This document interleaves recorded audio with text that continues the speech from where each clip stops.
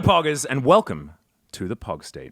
This is one of either episode 2, as is written on the sheet, or it's episode 3. We're not entirely sure, Yeah, we are. but It's the free. episodes will continue. It might be 4, Chronicler, because remember, you weren't here because we needed someone that was an expert on challenges to come in our most recent episode. There might have been another episode in between that and things like that. The LCK Cup is indeed heating up, though, and that is what we're here to discuss. I have Dgon as well as Wolf and Chronicler here, who has made his way back for this episode, and we're ready to break it down. And there is a lot of weird stuff that's happened here, and I think a lot of it is thanks to the beautifulness that is Fearless Draft. And it's absolutely fantastic. Guys, like, what are we thinking about the LCK Cup so far? We've got a couple of anti-Fearless Draft guys, but it does lead to more championship creativity and more relatability to the pros. Are you a anti? I am an anti.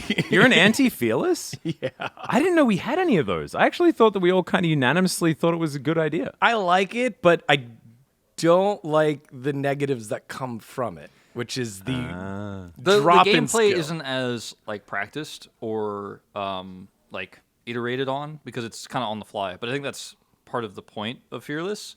But it does mean the quality of game can get a little bit messy, and especially deeper in the series, we have a lot of messy games. I think there's pros and cons. I know I've talked about it on the show a lot, but I love having Fearless in this tournament, and then I like that LCK goes back to normal. But I think I'm in the minority for that. But I think part of this tournament being kind of weird and having some surprising results is due to Fearless. But I think a lot of it's due to a lot of big teams being changed up, right? T1's roster was changed up. Gen.G changed up their roster. Hanwha Life changed their roster, albeit slightly. Some of our big teams have really looked quite different and not necessarily close to their ceiling just yet. So some upsets are expected to happen. Then you have some teams that really bolstered their roster, like Nongshim, for example, which at the time when we saw Kingen and the Hens joining, we were like, not sure if that'll be enough, if that'll make a big change, but it certainly did. I love LCK Cup. I think I've been having a great time. I also think that some of the negatives for Fearless are because we haven't done this before. As we get more and more Fearless, because I am very certain that this will be a test run, and then next year, at latest, we're going to just have it for the whole year. I'm pretty certain with how the response has been, even though some of us might not be too happy about that. Because if you think that Fearless feels good now, we're like, some of the games are a little messy. Just wait until we're in round robin 4. Yeah, no, I'm still in 9th versus 10th, and it's like 5 games. Corky! Yeah, it's 3 games of Mbessa versus Cassante, and you're just like, Yeah, that's where I'm at. I actually think Fearless is purely an upgrade because you only ever get one of the crappy champions you don't want to watch. It's like maximum of 1. So I don't know. I think it's. I also think that it rewards good drafting so much better to have absolutely. Fearless. Like it means that. So this is a bit of a peek behind the curtain, but ladies and gentlemen, we would have a vote at the end of the year for the LCK Awards for who is the best coach, and. Like, I just abstained. Often I did. did Sometimes also, too. if there was like a coach that like I'd read something, made some good decisions here or there, I'd throw out a There were vote. codes where you definitely wouldn't want to vote for. That would That's a be good easy. process. Yeah. But outside of that, we didn't really know. But I feel like with Fearless Draft, you can see the teams that know like how to actually make Fearless Draft work for them. Just because with the amount of extra bans, the amount of extra omissions of champions, you take away so many different tools every time you go into a draft phase. Identifying what is then left available that you can exploit and abuse, like that's like so much more of the strategy to League of Legends now. And that's why I think that like Fearless does just add instead of like really being too much of a takeaway. I know like the quality of gameplay might go down as far as champion mastery is concerned, but I still think that a good player will be a good player, and especially now that they're being rewarded for the variety of champs. It's just what you prefer, like what you want to be rewarded in a League of Legends game. And I've always been a really big fan of creativity. I think one of the coolest things about League is how many different champions there are, how much depth there is. And we have seen that outside of specific players and specific teams, generally teams just don't feel incentivized enough, even though as we see every single Worlds, once you play long enough on a patch, there's way more depth to a meta than we actually see in any given series, right? Like, you see this with Worlds where, like, when you get to quarters and past, the meta just completely starts shifting around. So I think that the fact that Fearless is there now for at least this tournament, and I imagine it'll be permanent in the future, means that teams are further incentivized to actually start thinking about the game on a deeper level, which is, I think, really fun and something I love about League, is actually delving into champion pools and drafting different style of compositions, and otherwise teams just don't do it. Yeah, I think just what I would like is that it gets announced early enough so that teams can start practicing that for the rest of the future of League of Legends. Because I feel like once you make this switch to Fearless, you're never going back to open drafting, right? And if that's the case, that means like this World Championship is the last one that is very similar to all the ones before, because then the ones that come afterwards, it's a different. It feels like a different game. It feels like a different game. Yeah. Before it was execution based when it was your turn to get the champion, and we would see teams, it would be blue side win, blue side win, blue side win, blue side win, and then red side win. And those are the moments where it's like, wow, they learned throughout the series executing back and forth. I think that's a really good point, and I think that the announcement, if they do change it over next year, will probably happen like around MSI or something like that, because you have to give teams the opportunity to get ready.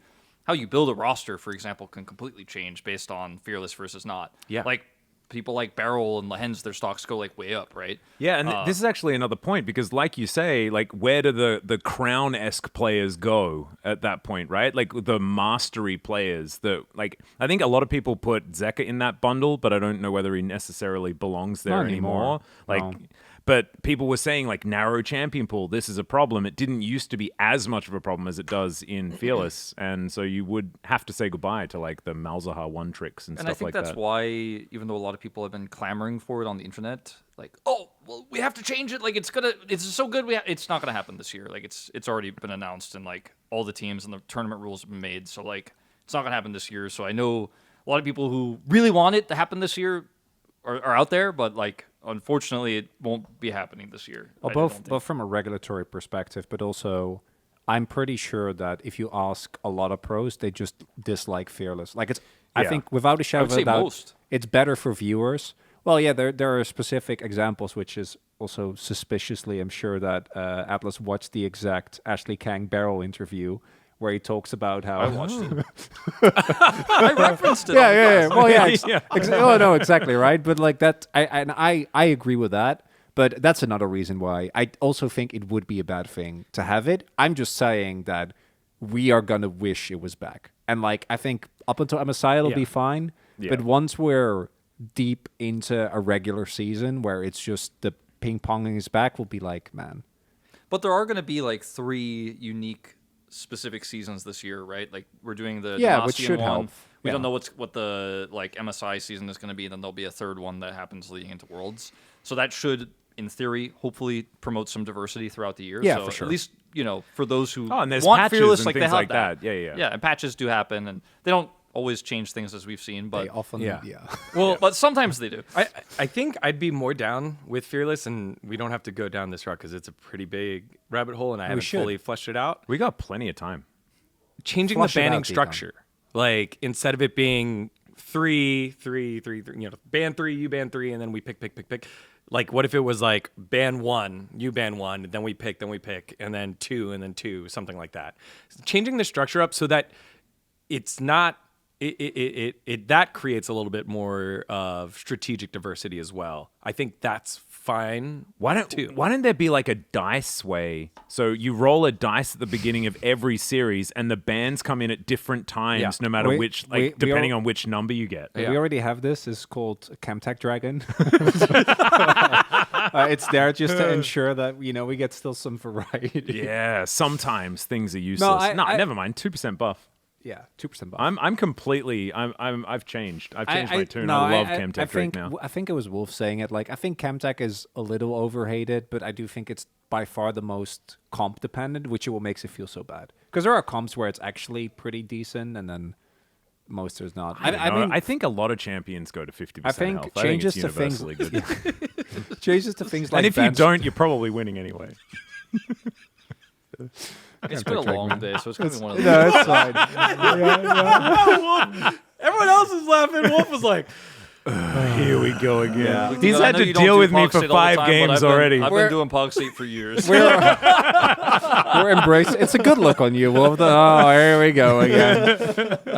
It's the only look he has. What are you talking? I don't know. the game 5 into PogState angle. Yeah.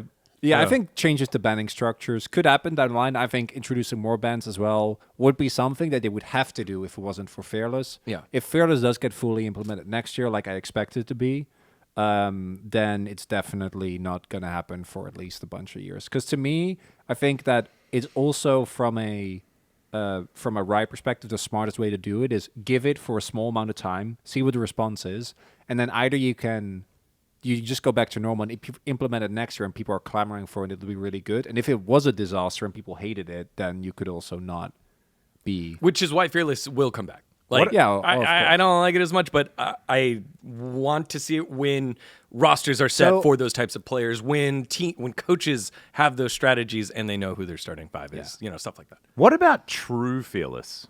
No, bans as well? No, where literally You ban it once and that's it. no. It's league wide. So the only way to unlock champions again is to use every champion in the game. It's as if so say you're playing Uno, for example. You draw cards, and then there's a discard pile, and as you draw, when you get to the bottom of the deck, you flip the other pile. So that's the only way that you can get back to playing the original I champions. wish I had a skip card right now. Just make sure dice for drafting ideas seem really good. Yeah, right. That's actually a better one. But maybe that's where Fearless goes in the future, because First Stand's gonna need to ramp it up if we're gonna make Okay, Fearless just normal. The last thing I'll say, because I know I'm in the minority here, because I think even more strongly than Dgon does about this. I think we can, though, factually say the level of play for this playoffs has been significantly lower than what we saw in summer playoffs last season. Now, obviously, the rosters have an impact on that. I mentioned that earlier as well. But it gets messy. We've seen a lot of real bad games Compared to spring. Because I think compared to summer isn't fair. I think compared to spring as well, though. No, overall. I'm with you, but I do think the gap won't be as pronounced. Just when you think about though, some of the Genji versus T1 spring season BO5, you're like, oh, that's hype, and this is really cool, and every game is really interesting, and you could have an Elder flip or this really cool Baron team fight. But I watched the series today. For those who are don't know, it's the Genji Hanwha series we cast today, and 2 of those games I'm just like, please go next. I'm out of here. It's not even a game. I'm like, yeah, get out of here. Because it's just I don't know how much of that was that to be happened a blamed lot on with Fearless, though. but that happened a lot in regular season between I agree. Genji versus Nongshim or something, or Genji versus that really weak Hanwha roster a few years ago, and you're like, all right, go next. This is done. But it didn't really feel like it happened that much between top teams, and I feel like it's this season we've had a lot of games where players, I'm not saying they don't know what the champions do, but they don't know what their comp does, and it just ends up being disastrous. And that's a thing that people can improve on and stuff, but it's going to take, I feel more than just okay, Riot announced the MSI and people get ready. I think for some teams and some orgs and some players, it might take years to actually get to where the quality of gameplay is the same. And I can wait, I guess, but I feel just because it's we saw more champions doesn't mean it's better League of Legends to me. And that's my feeling. I think the drafts are more interesting though, by a 100%. decent margin. That's That's not the whole even the point. Yeah, argument. the draft is the change, but it's what happens Yeah. after you get on the Rift. It's a that little sometimes messy. is- I think it's a perspective thing as well, right? Because it's I think if you're thinking about it from the player's perspective, you're like, oh god, I just want to play the things that I want to play, right? And not have to dig deep going into every subsequent game. It's more work to have to have all of these things ready. From a viewer perspective, I think that Fearless is always better. Oh, yeah. Yeah, I don't yeah. think anyone would argue that. Sure. Well, I mean, I think for most people, that's true. Yeah. Most people aren't like me, to be honest. They don't. You just want the Azir victory. Well, no, every no, game. it's because we watch everything. Yeah.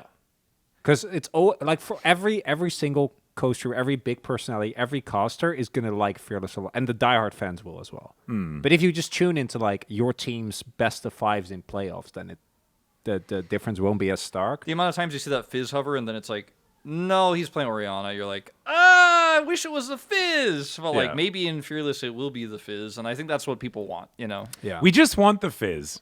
That's a good way to. that's I actually played what it all boils down to Yeah. when you get to the And that's why I want true Fearless, because all I want is Master Yi.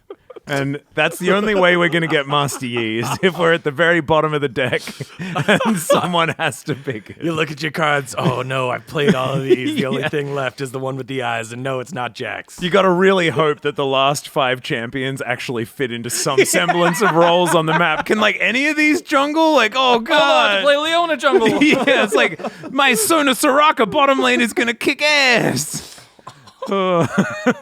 Actually, that sounds pretty disgusting.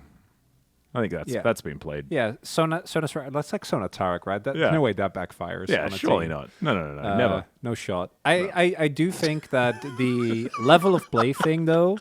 16. Yeah. Sorry. Why would we bring up our collective trauma? That's really mean.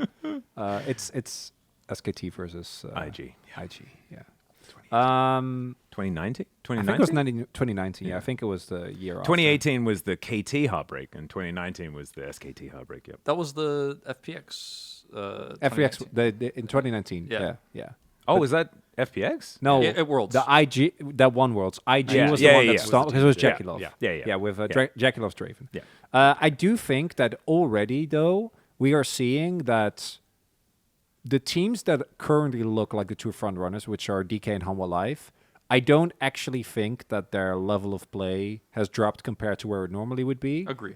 And I think that they are also showing in very different ways that it is possible, if you are good enough, either from a coaching staff perspective or a player perspective, to have 5 great drafts in Fearless. Because I think Hanwha Life have done it twice. Even in games where they end up losing, like going back and looking at over their drafts are not nearly as creative as DK's, but they are very cohesive in every single game. And I think that to me is something that's really cool. And Except the that's Renekton mid game, that was a little. I mean, even that was just one. a really No, great pivot from Gen G, Sure, right? Yeah, sure. it was. I agree with that, but it Yeah. also like it was a really big risk to go for that. Yeah. and, Yeah. and it backfired in a big way. Well, yeah, they for sure got outsmarted there, but that still to me makes sense if you look at what the draft did, right? Like having a very damage profile, having a 2v2 that makes a lot of sense. And I actually feel like in the future, there's going to be, we haven't even scratched the surface, right? Yeah. Of like what is actually possible in these type of drafts, and what can happen in terms of Fearless. So, but this is what I go back to when I stress out about Fearless and how the teams have to think about it in practice, right? You get 6 scrims a day. The way that scrims are currently structured, because you don't scrim against your sister team or the academy team. You schedule scrims against another top organization. And then asking for remakes, all that stuff takes a long time. And so if you outdraft someone, sometimes they're like, yep, GG, go next. Like, you win 1-0. That's one of our games. Yeah. And so I feel like teams have figured out how to have efficient practice currently, like league-wide, LCK-wide. And so to relearn how to do that with each other, that I feel like that requires the teams to come together and be like, hey, look, all 10 teams, this is how we're going to do it now. That kind of conversation doesn't just, like, it doesn't happen naturally. Like, that requires someone to there's do no that. teams union that's Yeah, setting there's no that team up. union. If there was a team union, the teams would be like, there is absolutely no way Fearless is coming into this tournament. Yeah. Yeah, true. But I also think that like it does raise the question, like, how do you practice for Fearless? Right. Like, let's say I'm just think of like a You player. Smurf in solo queue. Well, no. I'm trying to think of a player who's got like a somewhat small champion pool. Fly. That's still good. Yeah, that's still pretty good. Okay. And Do it's- you want a global player? Like, off the top of my head, I know one, but it's like NA. Sniper. I'm trying to keep it LCK focused. So like, Okay, yeah. let's say Fisher. Like, I think he's gotten better recently, but like, Yeah. how does Yeah. Fisher practice? Like, does he need to spam games of Kiana in case like that makes sense that one time? Like, or like how does this actually efficiently practice? Does he focus on like a slightly wider champion pool? Then ultimately, like, their drafts are still like they kind of still do the same thing because he has this one champion pool, or he just plays suboptimally a lot. I feel like right now a lot of players are just going to be playing suboptimally. Yeah, a but lot. there are teams that are able to do it, right? So it's just another way that a team can set apart their skill. And even going back, some of the best teams of all time have been able to have way more creativity while also playing well. That's what made G2 so good. That's what made FPX so good. That's what made 2020 Dom1 so good, Team right? Liquid last year. There's DRX. Yeah, little bit. FlyQuest in the quarterfinals. Yeah, well, no, FlyQuest in the quarterfinals is actually a peak example, and also that's something that we don't know until first stand. But there is a chance that that also is going to, because the biggest difference in many cases between Western and Eastern teams is how much practice is put into specific setups. And I think that part of what made the Gen.G FlyQuest series was that Gen.G was underperforming and FlyQuest was playing incredibly well. Good old Doran. Yeah. Every time. I just No, but this think was. I'm talking about Gen.G. yeah. Yeah, Gen.G last year. Yeah. Hanwha, Doran's on Hanwha last year. Wait, didn't Doran? He also was Keen. It was the was Keen wrecked TP. by it though, wasn't he? The whole Nunu situation. No, that was the Keen TP. That was Was that Keen? That was Keen. Yeah, that was Keen. Wow, why did I? I don't decide know. that No, I actually, wanted to no, go Doran? no, he's But right. That was a Doran moment. That was a Doran moment. Yeah, I'm pretty sure he was. Was it Doran or was it Keen? I don't know, but It wasn't. It was Doran. It was Doran it's been a that long definitely got Nunu. Yeah, Doran definitely got but Nunu. suffice it to say, I think that we are already, and Barrel is another, DRX 2022, outside of Zeka, was actually a team that I think had pretty deep champion pools as well, and was able to still get in enough practice, right? Yeah. Like, you don't actually need that crazy a pool if you look at what has been picked. There's been some real outliers, but unless you go to Game 5, how many different champions do you actually need to play? So what you're saying is like we're still just going to basically see the same champs, just like a little bit weirder. Well, like we're going to eventually get like a more slightly like 20% more expanded. It's the same No, games it's every time. it's definitely still different. I know, I'm just messing around. Oh yeah, okay, fair enough. But I just feel like it's so like you can't say everyone should be Barrel because then Barrel's not even special, and that makes Oh me no, sad. it's the Incredibles hypothesis. I love that. Like it's like no, like as soon as everyone's Barrel, no one's is. Barrel. No, it's just Oh, it's no, just you've another killed Barrel. avenue, right? No one can except Barrel himself, as we Yeah. all know. 9 times in one game as Elise and still win. This conversation was supposed to be about which coaches did a good job, but we ended up going like Well, we can- really deep. Yeah, well, We it can- doesn't. we It can go doesn't into really that have still. to. Like, I was actually trying to figure out a way to segue there, but I am going to use that because I think we do need to make it a little bit more focused on the LCK and talk about like whether there is any standout team that has just done it better. And I think there's like the obvious choice in DK, but I think like I guess I'll start with like a good example, and B&K versus Nongshim, the last matchup of both of these teams before B&K left the tournament. Not necessarily the greatest of opposition for Nongshim, but this was sort of the start of them looking good. Their Game 2 draft was gorgeous. It was probably like one of the best utilizations of the champions that were left. And I do have it written down so I can double check it. It was the Camille, Zinzao, Galio, Ezreal, Shen composition. This is with Lehens, so obviously playing Shen is a little bit more of a real thing. And it was against like a pretty good composition in Jax, Vi, Azir, Misfortune, and Leona. The Misfortune's probably where we're rolling our eyes a little bit, but this composition has happened many, many times. But the fact that like this Nongshim team managed to get their hands on such like a beautiful Wombo style composition was, I thought, pretty impressive, in my opinion, based on having a whole bunch of champions that were already taken away. So yeah, that'd be my example of good. So shout outs to Chelly. He's front runner for my coach of the year so far. Yeah, I mean, I feel like Coach Kim has pushed the boundaries a little bit in some of their drafts, and I felt like Gen.G never got until today really like too tripped up in their drafting leading up until this point. Obviously, there's a little bit less data for Gen.G because they were seeded super deep into this tournament than some of our other teams. But specifically today, they had that cool Camille flex where they put the Camille into the support. As Atlus and I were like scrambling to like plug all the champions into the right place. Yeah. I thought maybe it was going to be Ashe support, and I really was just super excited for Fiora versus Camille. But anyway, We did get it. Yeah, Just unfortunately, it was a not bit the same weird. way. Yeah. And then they pulled out the Smolder, right? And then Smolder just crushes the Renekton in the mid lane, scales, and stacks up super easily. And it was a really cool tech from Coach Kim. There's kind of been, like, historically reports of, like, some conflict between the Gen.G coaching staff and what the players want to do. But it feels like sometimes they're able to come up with these really cool drafts, not just this specific Camille one, but some of the other drafts we saw in the group battle. And if Coach Kim can kind of rein it in and keep pulling these types of drafts off, I think there's definitely an angle there for Gen.G. And I think they haven't shown as much depth as they could.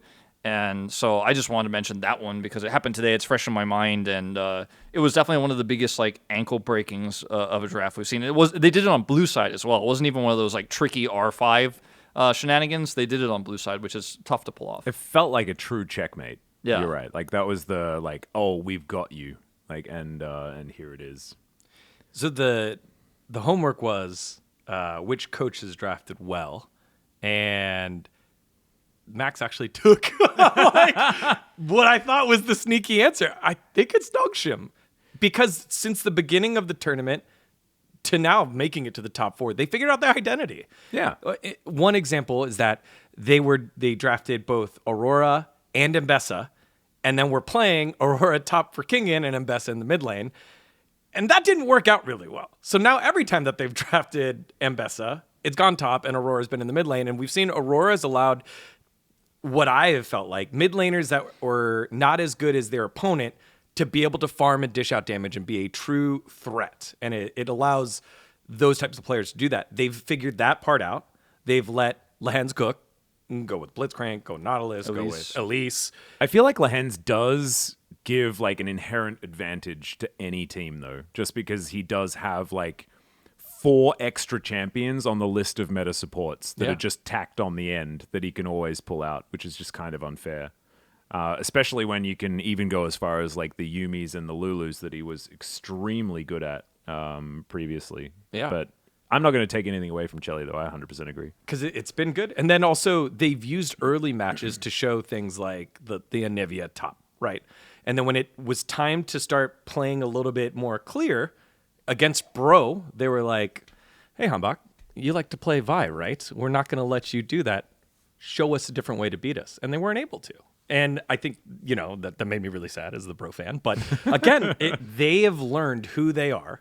They've, in matches that weren't consequential, flexed things and tried things out, showed different angles, and just give a little bit. Like, it's more work for the other coaching staff to be like, it could be like this. And just that little bit of hesitation when you're on stage and you have 30 seconds to pick a champion is an advantage. And I think Nongshim being creative early on and now kind of locking into who they are means that, okay, maybe we're just a 4th place team. And that's way better than what a lot of other people thought they would be at this point.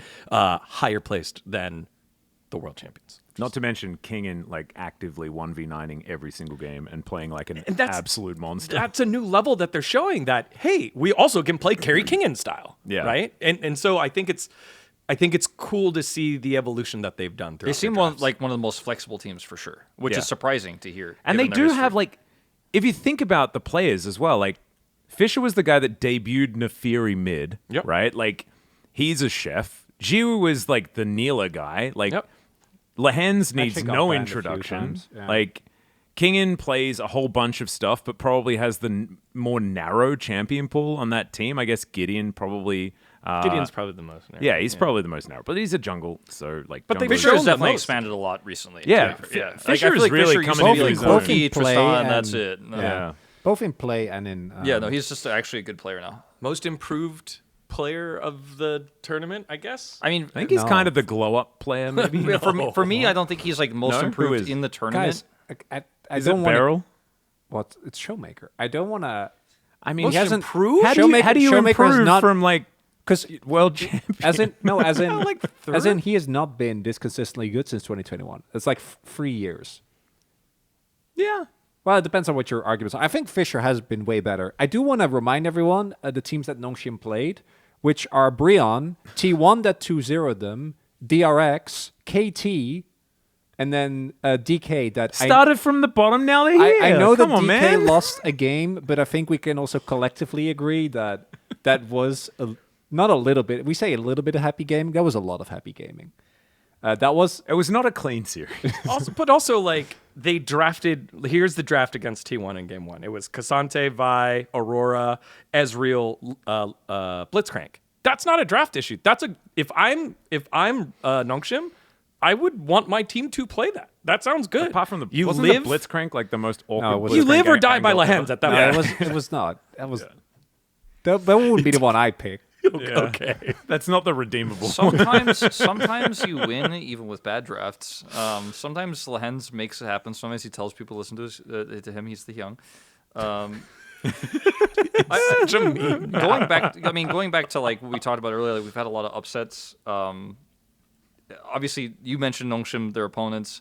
Talking about the format, obviously, because T1 was in the losing group, like they didn't get double limb and they faced against Hanwha.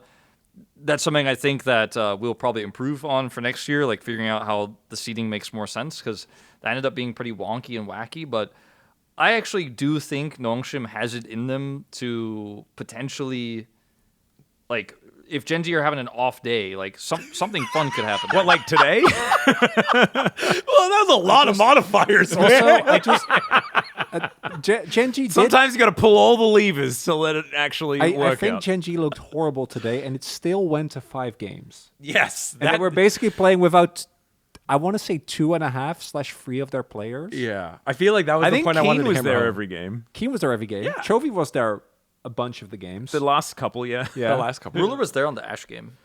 He was. He was mostly not there. but he looking was forward to- extra not there on the MF game. Yeah. and he was only slightly more there on the Twitch game. Yeah.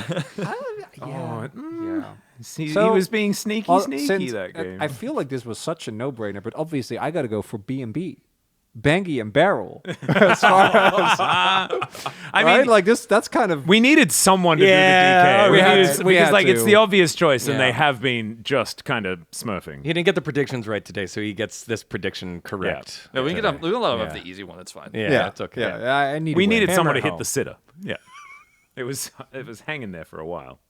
Anyways, You go don't on. Yeah, normally- please you don't explain. catch Yeah, the please. sitter, don't you? Yeah, yeah. I don't Explain. understand Yeah. the. Oh no, it's like the sitter? Yeah, wait, Yeah, let no, me it's get a my. sports ball Yeah. type thing. That's pretty good. Where is he going? He's going to B&B Bread and Breakfast. Ah, Ah, Beryl and Bengi and the boys. Yeah, Barrel and Bangy, because there was the specific. Beryl, Draft Bengi, I Bible and the grabbed. boys. So for me specifically, the draft that I wanted to highlight was the final draft that they had in the game against Nongshim, which is a really easy one because it just highlights very clearly the strength of the team at the moment, while also showcasing that I could see them run a bunch of different champions here, and they have in some of their other drafts, and the comp would still work, right? So we have Shio on a carry, which is Gnar in this case, which would make sense, but you can also slot in Ambessa there. You can slot in a lot of different things. Can do side lane and be okay. Can be Jax, can be Camille, right? Like, Yep. and this Camille, for example, has also been banned a bunch of times. Then we have a AD AP jungle strong mid 2v2, which is Viego and LeBlanc. Now, Showmaker should not have gotten the LeBlanc at this point, but there are a lot of other champions that you can also slot in there. You can go for the most obvious one would be Ari, but you can even go further down the list into TF, which he obviously plays. Even though he says publicly he's broken up with Syndra, it's still in there somewhere. But then there's Set and there's Zillion and Yeah. there's everything else. well, Zillion is I think he played it a couple of games. he prior. did, yeah. Well, he did, Or and the it was game horrible. before, and it was awful. Yeah. Yeah, it was because it was That was it the a fourth, really bad angle. The That was happy the gaming game. yeah, where they blinded Zillion and it was Camille that didn't need to whole other thing. And then we have Beryl on Leona, which again there are a lot of different. I hear style he's got a picks you can skin go for that champion. He does have a skin for that champion. And for me, the cool thing with DK is that core of strong mid jungle 2v2, they've been able to replicate in basically every single game. And with how well Showmaker has been playing, it's been working every single game. Shiyu is the only one that has really had big off games because Barrel's been playing well, and even the games where he dies a lot, it doesn't feel like he's dying Having for a no bad game. Yeah, having a bad game. So, and Shiu being the youngest, I think makes sense. He's still getting protected by the draft. In this draft, they also first picked the Gnar specifically to ensure that he would always be on a champion that he's comfortable with. So protecting the youngest member of the team, who's definitely feeling the most pressure. Also Then- shows a lot of draft confidence to like just blind pick a champion that will allow your young player to feel confident, understanding that you can reactively get yourself a decent draft. Exactly. And this is by far one of their most standard drafts. Like none of this is particularly interesting. But this was in game 4 of a Fearless best of 5. And the reason that DK gets away with that is because they play weirder stuff before that to ensure they play Pantheon mid, for example. Yeah. To ensure that even this deep into a series, they're still able to do so.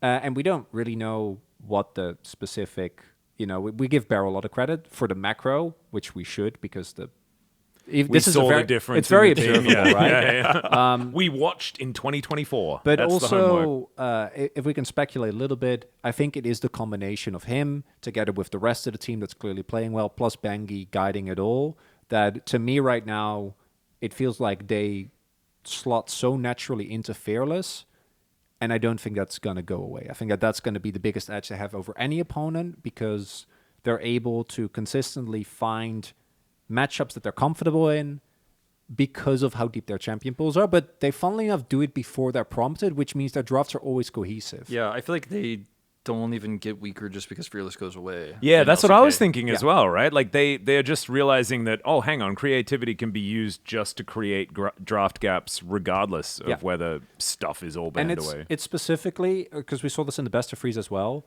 even when unprompted, they are playing weird stuff like the Tryndamere, like the set mid.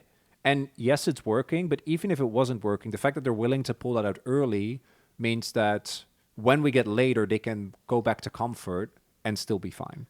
Because their opponents are going to be banning, it's like what happened with Zeus today, where we saw Anivia and Olaf get banned because they're like, if he picks that, we are screwed. And because he played it earlier and he took over the game, and that was the other draft. And then I he had picks prepped. Aatrox, which if you'd imagine if you just came from watching 2023 Worlds Or and then you 2022 come into Worlds. this game and they ban Anivia Olaf against Zeus, you're just screaming at the TV Aatrox isn't banned, guys.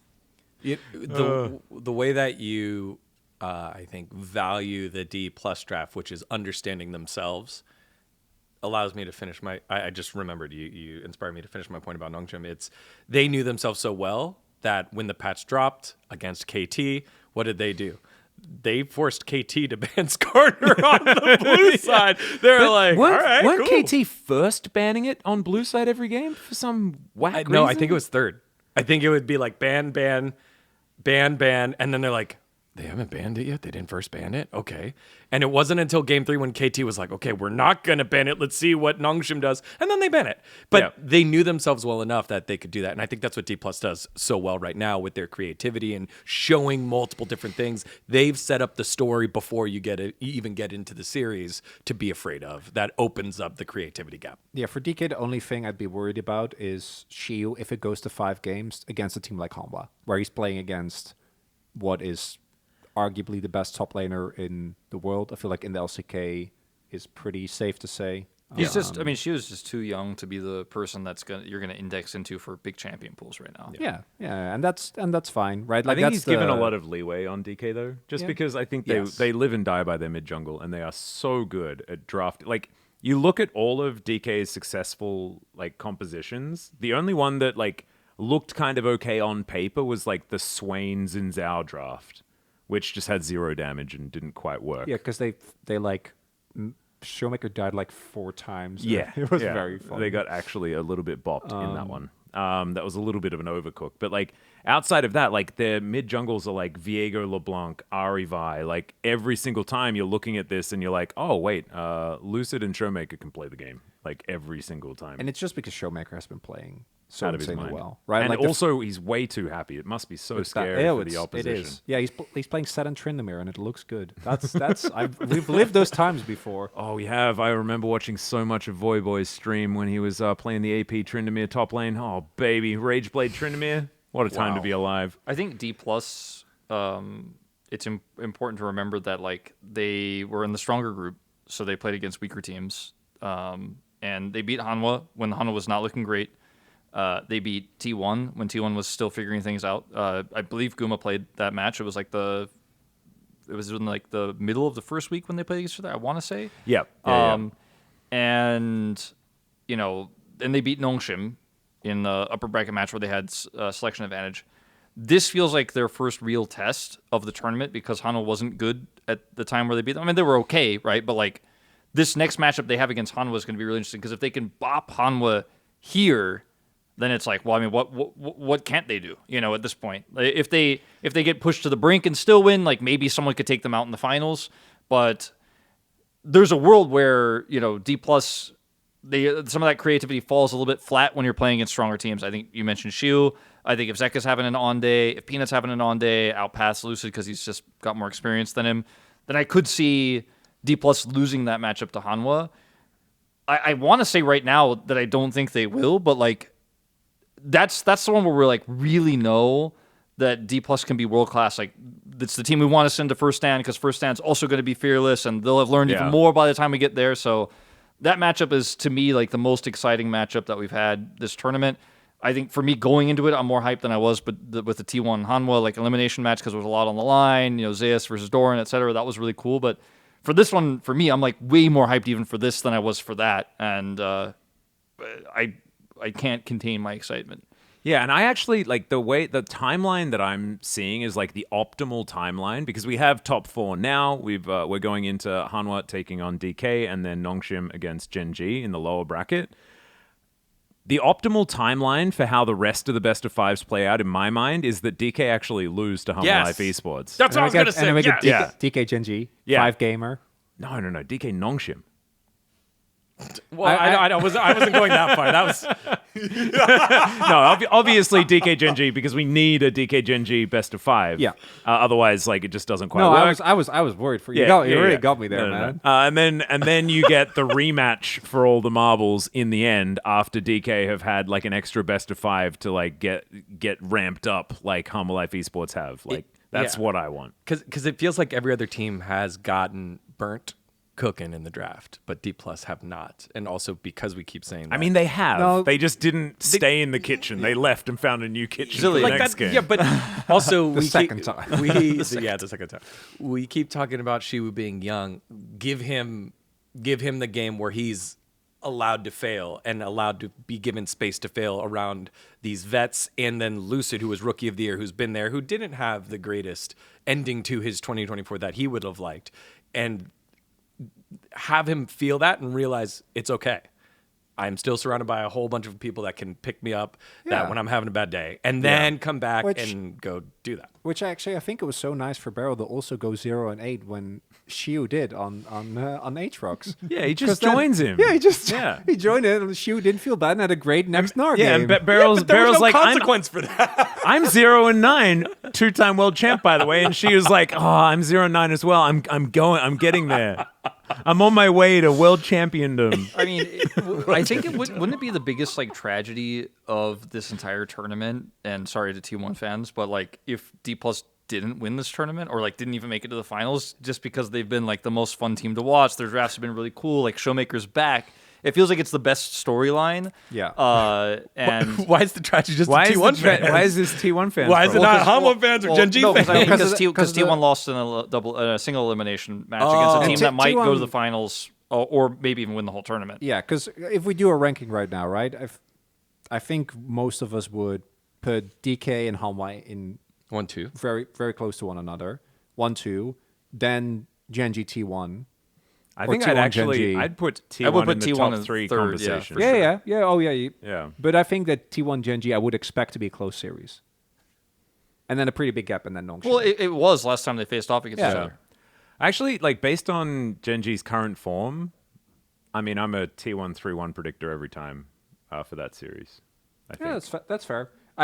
The conversation was for me more so to highlight that Nongshim is kind of the odd one out. Yeah. Yeah, let's be honest. Like Nongshim is not in the top 3 conversation, and T1 is. No, Nongshim is definitely like the guy invited to the party that's like, I'm just going to stand here and hope that it's no the one guy- addresses me. It's the guy in the corner. It's like Yeah. they don't know I'm not actually top 3. Exactly. I reckon their social media account would definitely also say that as They well. would. Nongshim looks God, looks Nongshim at social D media plus, account. and they're like, "I'm with him," and the bouncer's like, "Oh, okay," just puts the VIP band on. Nongshim's like, "Safe." Dang, we've lived that life. That's so stressful. That's so stressful. I didn't mean to derail you from the T1 comment. Yeah, no, I just think, I mean, like, that's why I say sorry to the T1 fans, because I feel like up until this point, that has by far been the biggest tragedy of this tournament. It is. I would agree. Yeah, it's a former casualty, right? And it sucks, and it will be better next year, is my guess. And the series was amazing. And if it wasn't single A-Lim, it wouldn't have been that good. But it still should be changed. Yeah. My hot take was, and I told Cronny when we were getting on the bus, I think that is the third most hype series we're going to have in the LCK because the emotions were so high. This was a single elimination, best of 5. The trade, you only get one first debut in that kind of setting. And then I think it'll be behind finals and world qualifiers. Like, I think those will be very hype as well. But just the emotion in the building. There was there was a electricity. special- that Yes, day. special I don't series, think yeah. I've ever felt anything like that, so far since I've been here. It was awesome to watch as just a fan. Yeah. As just a fan. I remember because I feel like there was something about the day because I started that series You way were- more ham than I've ever started a series in my life. I was like, I don't know. You're going really hard. I could Atlas. sense Chronicler's eyebrows during that opening. And I was like, wait a second, they're a lot higher than I would have otherwise anticipated. Maybe I'm going too Your hard. eyebrows are going like full Hermione Granger. Like, in that one, like, you were like, this is the series of a lifetime. The stakes are high. Isn't that The drama. Isn't that more like Daenerys Targaryen when her eyebrows? Yeah, like she also had a too similar crazy? overly overacted Um, eyebrows. Yeah. Yeah. The one thing, the saving grace for me for Gen G is that they still somehow stumbled their way into a 5-gamer with 3 of their players just having a horrible series. True. Like that's for me for Gen G. I could see them. Realistically, I still think they should never lose to Nongshim. I can see them just get knocked out in lowers and still come back, have a great year, right? Because it's very easy to still see. I how do the think team that would like Genji really did steal a couple of games in this series Oh, today. for I sure. feel like it should have been It a 3-0. felt like a 3-1 or a 3-0. Yeah. No, I'm with you, but that's what I'm saying. The game 2 was almost a donation, but Yeah. Yeah. Well, no, 100%, but it still went to 5, and I think that's testament given how lopsided a lot of the individual matchups were. Yeah. I think that it sort of had no right based on 100%. the inconsistencies that we Hanwha saw. Hanwha, it in felt like Gen G. Hanwha again won 4-1 or Yeah. 5-0. They didn't, but yeah. that's how it 4-1 felt. at least. I I'd say. just want teams to show that they have, I guess, a strong mental. They are not mentally fragile. When I guess defeat or failure comes into play, which is why the Nongshim story is so interesting to me. This split, Hanwha bouncing back, they've shown that they're able to do that too, which is why I would like a great series between D plus and Hanwha later, and D plus lose but bounce back. I need to see that That'd be- because yeah. I think maybe you brought it up, like Chobi's face after game 2, something like yeah, that yeah. was Yeah. like unlike anything you'd seen, even though they had won game 2 or whatever. It makes me worried that they don't have the Lehens. They don't have that kind of personality Peanut, there yeah. to Peanut, exactly, to pick them up and remember, like, hey, this is a long race. Remember, we are great, all that stuff. You have a lot of these super focused, very gifted competitors, but you need that glue guy somewhere, and I don't think it's Duro right now. You need a lightning rod, right? Yeah. You need someone that's like, well, I'm gonna in, but it's fine. That keeps the spirits high. Mm-hmm. And as good as this entire top side is, none of them are, in their current form are going to be that type of player, right? Yeah. So for Gen G, I could actually, even if they get knocked out here, I think the form will improve. But it is worrying if you look at the whole year, because the goal for this team is, and realistically, they want to make a deep run at Worlds, right? Like, that's Chovi's only title he hasn't won yet. And they're going to have to, out of the teams that we've seen thus far, I feel like DK, Hanwha Life, T1, and Gen G still very clearly are 4 front runners. I would be shocked to see that change throughout the year. I would agree. But for Gen G, I actually think the road ahead is the hardest. Looking at the players that they have and how they've looked thus far compared to any of the other teams. And they also have been accustomed to so much success, which was the point I was trying to make about Chovy today. Like, he plays well every playoffs, and like it's felt like for the last 3 years, it's just like a free win, like a free ticket to the finals every time. Sometimes there's some game 5s against D+ along the way, but like it's always felt like he's the favorite. He's not shaken. He knows he's the best, right? And right now it doesn't feel like even he necessarily is sure of it, but he has to feel in his heart, like, am I slipping? Like, am I not deteriorating, but like, am I losing out? Like, am I losing my form? I feel like Ruler's probably going through something similarly right now. Canyon and Chovy haven't looked as in sync right now, so Canyon's probably also going like, oh, this is a tough time. And we have players that have massive salaries, massive reputation on the line, etc., and they kind of keep flubbing it. You start to wonder, like, can they regain their footing, or will they spiral? I think we've seen Showmaker have spiral. They peaked? Yeah. Like, that's the big question. And I think I'm glad you bring up Showmaker at the end, because I think so many thought that he had. Like 2021, that was the time. Afterwards, he was just flailing, struggling to keep up. It was a semifinal Showmaker in 2022, quarterfinal Showmaker in 2023, right? It was the whole thing going down each run. They didn't make in the first Swiss. They didn't make quarters. Oh, they didn't even make it. They were going down. Yeah, each run. Yeah, exactly. They didn't make it out of groups for the last 2 years. The Cowlin incident. Kellen, yeah. Yeah, and then the Moham and kind of Lucid and King and incident. And I think to that point, with all like these core players here, as they're getting older and they're evolving, and I think the type of coaching that is necessary, the type of player management that is necessary changes as well, which is why the Gen G one is so interesting, because Coach Kim won Coach of the Year last year. Drafts, we've talked about it, have been great, and when they divert away from what he says because of whatever, we've seen the result. Esports World Cup, one of those big examples. And I think now with this group, even though you still have 3 the same, plus Ruler who's come back, like that, it's a different task. It's a very different type of task. It feels a little bit more man management on top of just draft being different with Fearless. Yeah. I think there's a lot that we can think about when it comes to like what is the role of these coaches now and how has it evolved moving forward. I think we're very lucky here in the LCK though, because Faker exists. For a lot of these older mid laners that are still, or even older players, doesn't necessarily have to be role specific, right? But like people have seen that Faker has been doing this for like 12, 13 years or something like that, and is still at the very top.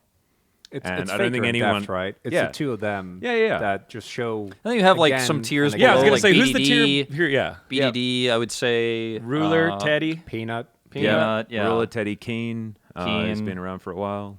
Like there are a lot of players that are just still there, proving that even though you might be older, this is still a video game, right? Like it's not like you're a boxer, whose brain is going to just be broken at the end, you know? Well, I don't know, man. League of Legends is. We're playing 10 hours of solo queue. Remember, a lot like, of pro gamers do think with they their fingers. if they scrim more than they play solo queue, it does help the brain. You know, we although they're still playing 6 hours of solo queue afterwards. That's true. I imagine that Showmaker isn't playing as much because he has looked a lot happier. If you do you remember like when they went to Europe and Showmaker was just so angry? There were a lot of West? villains in this server. Oh my god, it was so funny. Absolutely fantastic. But I think we do have one more thing that we're going to touch on just briefly, and that is lane swaps and whether we think that they're okay. I know this feels like a little bit of a jump as far as the subject is concerned, but it is still something that's coming up over and over again. Do we think that, like, on top of the fact that we have Fearless promoting some like weird matchups and stuff like that, is the fact that lane swaps still exist, is that sort of detracting from that? Because I would say that it kind of is, with the fact that we're looking at, like, we almost got a Camille Fiora today, and even if we did get it, it would have been a lane swap, and so we wouldn't have had it. I feel like one of my issues as a caster with lane swaps is that it makes telling the story of what's happening in the game to a more casual fan so much more complicated, because you have to, like, when you see, let's say, I don't know, Cassante goes mid to, like, leech some XP because he's like, well, in this matchup, I'm definitely not going to get any. explaining that to people, like most people watching are probably like, why is he mid? Like, I don't get it. And isn't he stealing farm? And or like, oh, should I like go mid? Like, is that like what's supposed to happen? Yeah. I'm not saying like everybody thinks that way, but I think a lot of people don't fully understand what's happening or why the lane swaps go. And as a caster, you don't want to explain every game either like, well, this is a bad 2v2 or this is a bad top lane matchup, and so we're going to swap here for a little bit and go back. And you can't tell people like, by the way, this is the timing where you go back and stuff like that and try to educate or explain. Yeah, because it's like, just so... are we going to dodge level 2 here? Because like that would be too hard in the lane. We'll swap back at like this timing. And It's just so...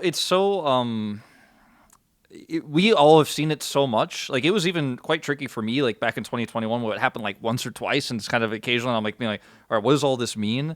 But we've seen it so much now that it makes a ton of sense for us. But I feel like people who've been watching all the lane swaps that happened last year and this year as well, a lot of casual fans probably still don't fully get it, and it makes them annoyed. Like, why is this happening? I wanted to watch this top lane matchup, or I wanted to watch this 2v2. I was looking forward to this AD carry playing against this AD carry that I like, but they're not actually fighting each other in a 2v2 in the lane. And it creates kind of this disconnect between the casual fan at home who wants to play League of Legends and watch the game and be like, I want to do that because I saw my favorite player do that. I'm going to go home and do that. It's tough to pull off because if you try to lane swap like that in solo queue, you're going to get flamed and probably reported, and it's a whole disaster. So I feel like the way that the game is balanced right now, people have kind of figured out optimally that like it's better to just not take a bad matchup and take a huge hit. So it's hard to solve it. Like, solving it is so complex, but I do think that there needs to be like something that happens at some point, because otherwise I think this is kind of here to stay. I've got a theory of how to fix it, by the way. Okay, I want to hear it. Yeah. So my new theory about how to fix lane swaps is to so you start off in the fountain, right? Everyone's locked in the fountain. It's going to be the wall. Kind of like in Valorant, there's the invisible wall thing, and you're all doing your purchasing and stuff like that. That happens. Okay. And then as it hits like a minute or however long you have to buy items, it instantly teleports you and a minion wave to your turret of your designated lane. Are you trying to kill Are we Singed? killing 5 points? What about proxying Atlus? Where I'm literally killing early wards. In-game. I'm killing level 1 invades. I'm killing everything that's at the beginning of the game before minion waves crash, and we just start the game at minion waves crash, and there are 2 people on either side of the lane. No spamming hold position, like, and looking at each other and being respectful and not the attacking jungler each just other? gets dropped somewhere. So That's what'll happen. dropped Turning on it into the Battle wolves. Royale. Yeah. We're dropping on wolf. Yeah. But whereas like the jungler is different. Yeah, that's actually they have to jump out of the plane and they're like, I'm going school. Like that'll happen. Definitely Toby, I'm starting wolves. I'm starting wolves, Toby. Yeah. And they go into like first person mode for the very beginning, and then they drop, and then that's like I'm starting enemy Gromp. Actually, Atlus, the technology over there, it's the Earth Cannon. Yeah, they just do Earth Cannon. Yeah. That's surely that's how we make it work. I think to go further on Wolf's point. Mine's not real. You don't want to go on his point anymore, and how they're just going to troll in the lobby when they pick champs.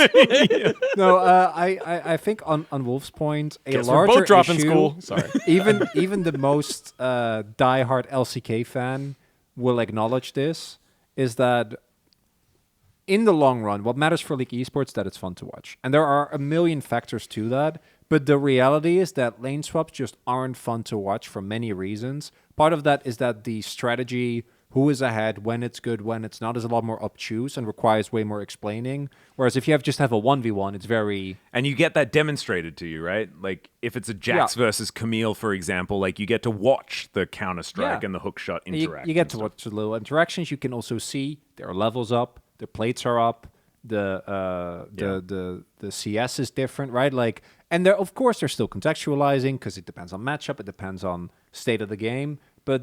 To me, if you add the layers of lane swaps on top of that, it makes it way harder to watch. And whatever in the long run is bad viewing is bad for League. That's just how it goes. The esport is such an integral part of what makes it as big as it is, right? It's the biggest esport in the world for a reason. So I think from that perspective, it is quite bad, and they need to get rid of it. I think the issue is that I do think in an ideal world... In hindsight, during if the opponent go double Hail of Blades, double Archer, which it's so funny that no one ever tried this during 2023 spring, because it would have really immediately killed that strategy.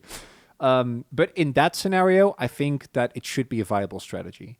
But in what Wolf is saying, I agree with, where you like have a slightly awkward first 3 levels. Yeah. Just swap. That shouldn't be a thing. Yeah, using it as a crutch is something Yeah. that you don't want. You want to use it as you've all-ined on kill lane On the bot. first 5 level. Yeah. You see that Lee Sin Pantheon and you're like, nah, screw it. We'll just leave. I think that like, I think Riot is kind of trapped. They're kind of in a bind here to a certain extent. It's a hard fix. Because The only option is teleport here's straight to lane. the cool thing about League of Legends, a lot of other MOBAs do this thing where they're like, let's just say take Leona for example. Like that's a support, and if you're a support player, when you lock into the game, you can only choose from a certain pool of supports. And if you're going to play Leona, it can never be played in any other role. It has to be played support. Maybe it's a bad example. Let's say Hui. Okay. Hui has been designated as a mid laner. He can only be played in the mid lane. If you lock this champion in, you're going straight to mid lane. If you're the mid player in a draft, you can't lock any non-mid champions, like this type of thing. A lot of MOBAs do that because they want to keep the balance streamlined to specific matchups and lanes and stuff like that. League of Legends has never been that game. You can play anything, anywhere. Anything can be viable. Lane swaps are viable. Like Riot, when lane swaps were niche, Riot's like, cool, yeah, nice, that's a strategy. We don't want to take that away from the players. We want them to be able to solve the game and figure things out. And we designed Philosopher's this Stone Poppy bot lane. Hell well, it's yeah. like we designed Movie top. this champion to be played as a blank champion, but players have found success doing something else with it. That's cool. And I think Riot's design philosophy has always allowed for that and always enjoyed that. I think that's part of why jungle pets were introduced to the game. It's like, oh, this pick isn't that good in the jungle, but like I like to play it, and I autofill jungle, and I could play this in the jungle now because it kind of works. And I'm going to be really mad because my jungler's playing Teemo for some reason. But like, Monster Hey, Teemo was broken in the jungle. monster modifiers are the same thing, right? Yeah. Where you just and they're also kind of obtuse, and I think that's the real issue. They need to do pro-only changes, which they hate. they Yep. can't. But you can't. Yeah. You can't. No. Yeah, and I don't think they can do that because the whole joy of like watching Pro League of Legends is that you know It's the that they're same. playing the I same know. game. But Yes. that's what I'm saying is that when there is inevitably, because I think Riot wants to get rid of it, while also not breaking that wall.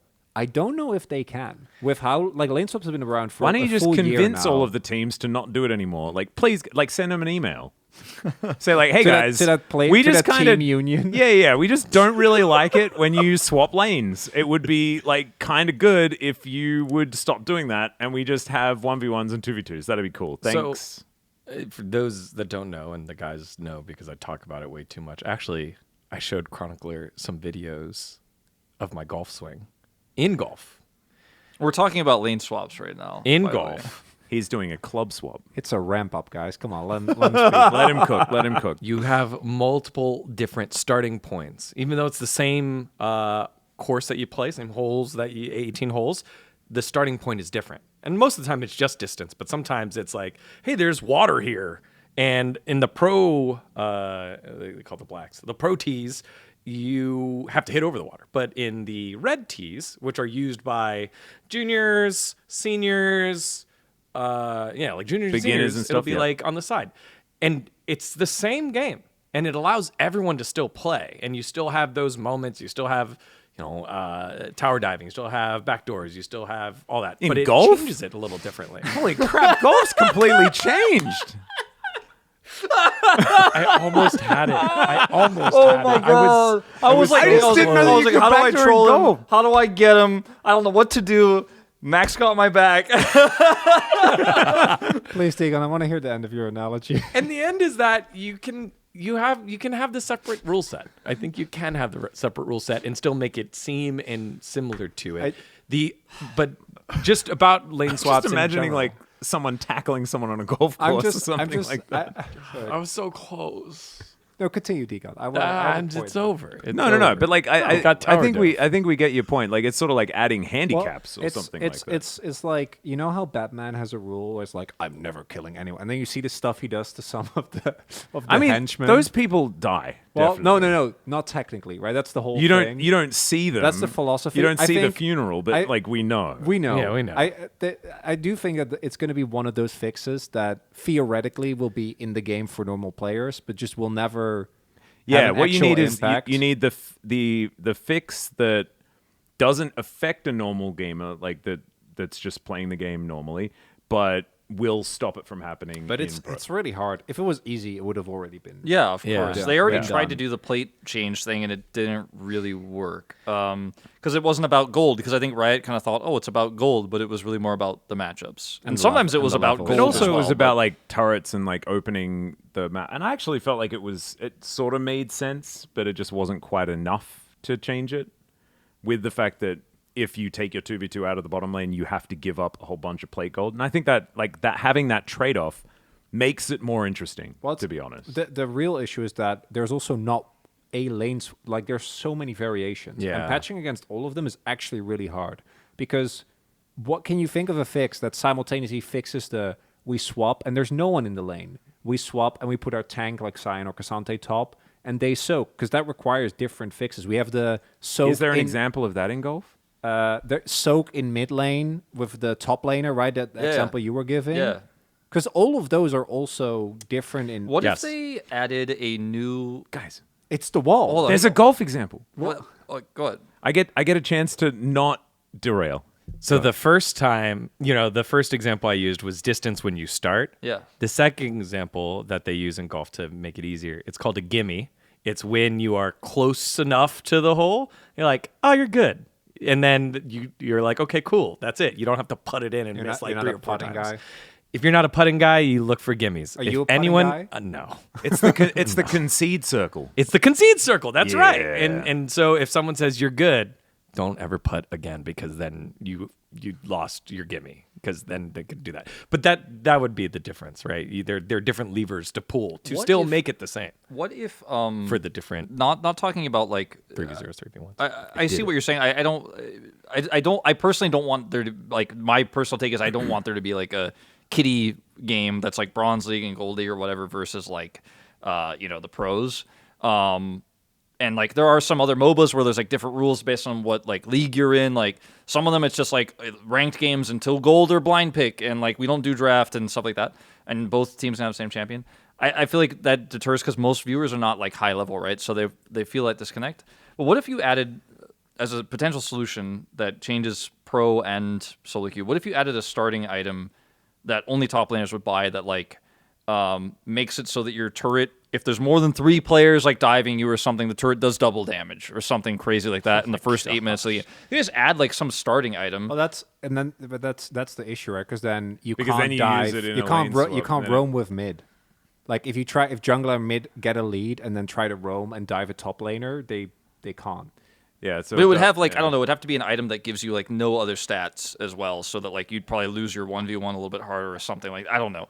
I feel like there has so to be some hard, solution like this when you can make a choice because you expect a lane swap is coming and you're like I'm trying to do something to combat this lane swap, so I'm gonna buy this thing or I'm gonna use this rune or something like that, or maybe If you it's like on double a the gold if you're in a 1v2 for like the support item. I mean, that just means that there will be more lane swaps, though, and that just, Yeah. yeah. The solution is beyond my pay grade, but going Yeah, I back don't to know. the viewership experience of it, I enjoyed when we would step by step while we were learning about lane swaps and still learning about lane swaps. I always enjoy when it's like, okay, at this point, this could happen. Okay, it didn't. At this point, this could happen. Like, when do teams deviate from the perfect play of a lane swap? And then I can start identifying, oh, okay, in these situations, this is how it normally goes. And I actually- then start yeah. adding to that. And I agree. I actually think that there is a lot about lane swaps that can be improved on the broadcast end. So, like, being able to set expectations, I think, is actually a huge one so that players, like viewers, understand what to look out for. And then, like you say, you get exciting stuff when the lane swap doesn't go the way that's expected. Because if we just say, like, oh, it's a lane swap, whatever, then when the swap back happens or when an objective is fought for, people are like, oh, I guess this is a lane swap, and so we're not interested. Yeah, but you're still it's like trying to make tax law interesting. You know, like you can give a very captivating. I mean, if I have a really charismatic accountant, I'm psyched about tax law, Because okay? I shout out to Emily Rand, the one person I know that genuinely loves lane swaps. Like I've heard really good lane swap breakdowns, and I think as a super big league nerd, they're very interesting. But that's such a high prerequisite. Yeah. It's not something you can do easily because while you're explaining, we've all done a pretty good job, I think, of explaining like why a lane swap is happening, or we expect to see a lane swap. Sometimes it doesn't happen, and things are different than our expectations. But I think we normally do when we expect a lane swap, explain it and stuff. But explain all the subtleties of it. By the time you're like 2 sentences in, like I don't know, somebody lost their flash in mid lane, we have to jump over there, and there's like other stuff we have to talk about. And then it's just like, we lost it. Like it almost needs like a. I don't know. It needs like its own extra segment that has to be there. For reviews, lane swaps are it's fun. Like when you have unlimited time to talk, it's great. Yeah. I'm interested in what our very dedicated folks, poggers that watch all of it and see it all the time think, because that's it is a actually a lot really of good point. onus on y'all to have to do that in such a short amount of time. And it is tough. So make sure you dive into the comments to let us know what you think about lane swaps, whether if you're a long-term LCK viewer as well as PogState viewer, firstly, thank you. But also, is it something that you now understand because you've watched a lot of the LCK and you can therefore follow along? Or is it something that you would like to be explained every single time? Which I think could be a decent number of people that are okay with like having like, is this lane swap going to be good for this? And like have it sort of illustrated like where the movements should be happening, what we expect to happen each game. And like there might be some people out there, I'd like to hear from people who are kind of like Team Dgon, Team Wolf, like they don't think the Fearless draft makes the best LCK, and there might be some people who are like, actually I really enjoy lane swaps. Like, and actually we need to attach a questionnaire. We'll get the survey. We have a lot of questions. But mainly, the Fearless as well as lane swaps. Because PogState viewers are the biggest brain people in the world. Well, actually, they're obviously. watching PogState, so like, and that means that they'll know the solutions and the right ideas to solve all of these problems. I don't need to hear from send the email. Ja Rule. I need to hear from the Light in the comments. Like, let me know. What does he think? What? Wait. Wouldn't Ja Rule just like say like that his car is really good and stuff like that? And then he tries to get with two women, and he tried to get with two women at the same time, like in Fast and Furious. I think Ja Rule does like lane swaps though. You're referring to the Let it rain down a murder. Right? Yeah, what does Ja Rule think? Yeah, they don't know it, but it's okay. Like Ja Rule probably would like lane swaps. I get the reference. Thanks for watching, everyone. Yeah, okay, it's officially, I think this is probably where we're going to have to end the episode. Thank you so much, gentlemen. This was an absolute joy, and thank you so much for watching. We will see you in the next 2 weeks or something like that for the next episode of the PogState, and hopefully that's going to be the one just before the first end, which is going to be extraordinarily exciting. Nice. We will see you there, and we'll see you for more playoffs of the LCK Cup coming up in just a couple of days' time. Bye-bye!